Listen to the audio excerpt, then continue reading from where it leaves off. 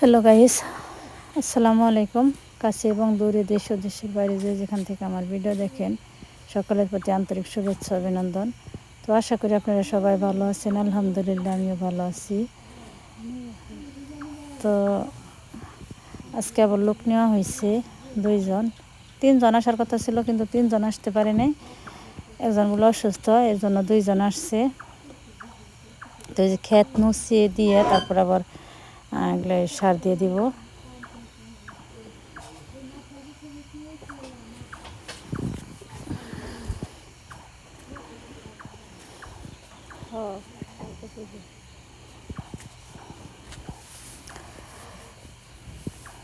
তো ক্ষেতটা সার দিয়ে পারলেই এখন মোটামুটি কাজ কাম চাইপা যাইতেছে গা।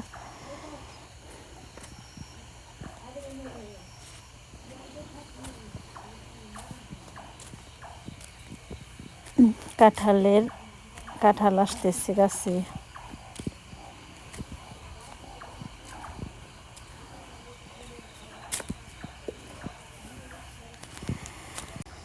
তো এই যে আমাদের বাছুর, ওর একটু ঠান্ডা লাগছিল অনেক দিন ধরে, হালকা পাতলা একটু ঠান্ডা। তো এখন মোটামুটি সুস্থ আছে। খাইতে দিয়েছিলাম, খাওয়া শেষ।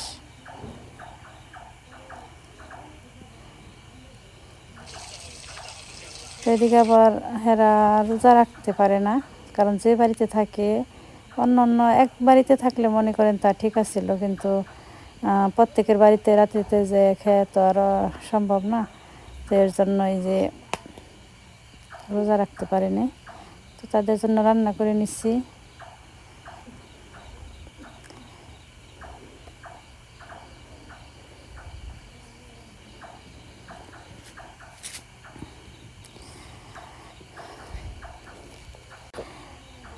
তো হ্যাঁ, এদের জন্য খাবার বাইরে রাখছি, তারা আসতেছে।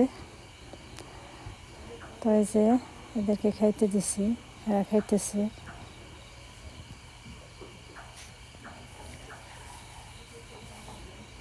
এদিকে আবার গরুরেও খাইতে দিছি বিকেলবেলা।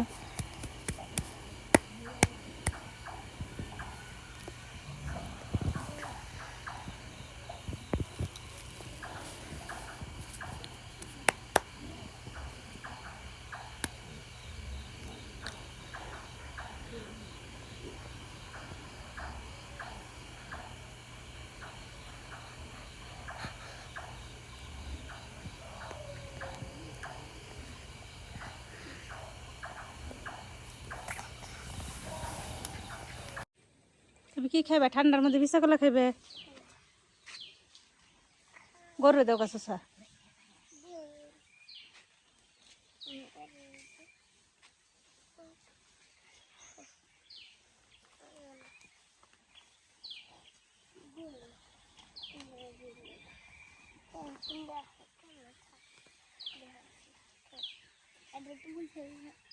বলো ঠিক করে নই, লালটুকু ফালে না।